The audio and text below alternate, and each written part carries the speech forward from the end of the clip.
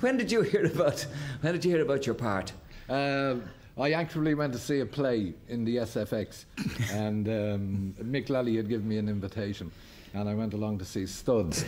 Yeah. And I happened to be getting into my seat when this woman stood up and said, Johnny Murphy, you're very difficult to get in touch with. Have we got your right phone number?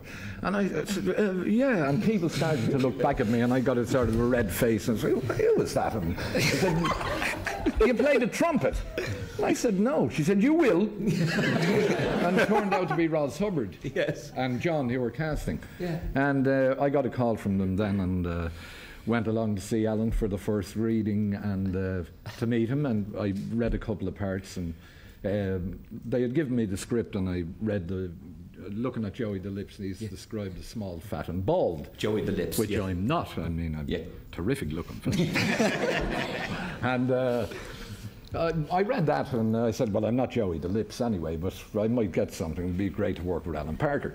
And I went in for the first interview, and I read through it, and we shook hands, and I left, and then about 2 weeks later I got a call again, and Alan asked me to read for Joey The Lips, and I think I read 3 different scenes. And did you learn to play the trumpet? Well, no, that's a very leading question. No, it's impossible, I mean, over a period of, we were involved for about 10 or 11 weeks to actually learn to play the trumpet. What's Earl Gill at if you can learn it in 10 weeks? Well, yes, but what it entailed really was being up there and just coming in with bop, bop, bop. But I mean, I couldn't actually. He's got a lot of soul, hasn't he? I couldn't sort of play the charge of the Light Brigade though. And how have you reacted to the whole American scene, Johnny? Oh, fabulous. I found it terrific. I mean, it was just like one big carnival, and everything was at your beck and call, and first class everything, and you went to nightclubs and brought here, there and everywhere, and then when you decided to collapse, there was a big stretch limo waiting for you to bring you back to your hotel. I thought it was wonderful. I'd put up with it for a long time. But isn't it fantastic to think that we've had My Left Foot, The Field, and now The Commitments? And is it nonsense talk completely to talk of an Oscar nomination, Alan? Is it? Well, I don't know. I mean, well, jinx it if you do. You could, yes. But it's not out of the question, is it? I mean, with the album going so well so far, selling wildly in Ireland and in England and in America, as we heard, 500,000 copies so far and climbing. I mean, it's not beyond the bounds of possibility, is it? Well, the film has been extraordinarily well received in the United States, particularly amongst the film community who actually do vote on those Academy Awards. So yes.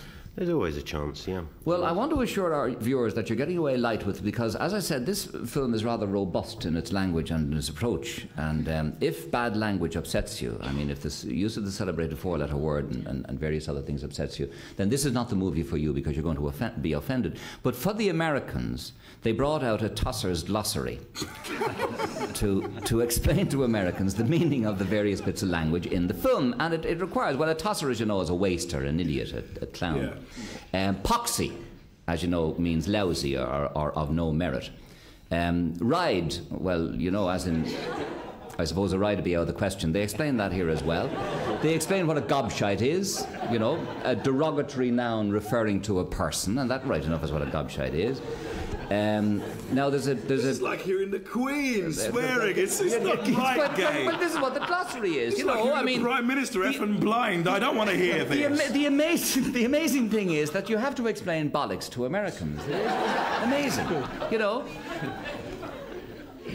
It's an all-purpose word, it says, with multiple usage. It can be an adjective, it can be an adverb, it can be a noun, it can refer to a person, as in, wait till you see the little bollocks waiting for you outside. And all of this language is in the movie. Bleeding now, as you know, is an all-purpose adjective, as in you bleeding gobshite. That's fairly. Can you imagine valley dudes in LA saying that, hey, gobshite, what the hell's going on? Man, I was sitting there, bollocks, waiting with my gooters. You tosser. It doesn't sound What have you done, right. Alan? What have you done to America? It doesn't sound right the way So I was saying to the bollocks, I said, hey, why don't you get off my case, gooter head? It just doesn't sound right. Coming out of American... Did you ever, Lenny, come across the word rapid? Pardon? Rapid. What? Rapid. No, no, I don't know. Well, it's pronounced rapper, but it's spelled rapid. Rapid. Yeah, it means great, extremely good. Oh, great. Rapid. As in bleeding rapper. All of that sort of thing. Right. Robert, how are you? Good evening to you. You're very welcome. Now, Robert is the star of the show because he is, I suppose, he's the agent who gets the whole band together and works very hard on them. Last night, how did you react to last night? Was it good? I couldn't really. I was completely astonished. It was really far out. It was Rapid. rapid. No, I was there the night before, and like I've been expecting, like, from judging from the other premieres in America, I thought we're at home in Dublin. It's about Dublin, set in Dublin. It's going to be brilliant. And on Wednesday night, when you were there, everybody really laughed their heads off and got into it a lot and applauded at the end. But last night, I just didn't stop. Stood up, ovations. Like, I didn't know what to do. Like, I was nervous. You had to audition 7 times, Robert. Why was that, please? Well, because I'm a musician, I naturally thought that when I went for the part at the beginning, that I was going for a part, the bass player, the singer, maybe the piano player, and the manager. But I thought I was going to go for, or get a part, if I did, a part in the band. So I think Alan, I'm not quite sure, but I think he couldn't work out which part I was able to do best, and thank God he gave me the leading role as a manager.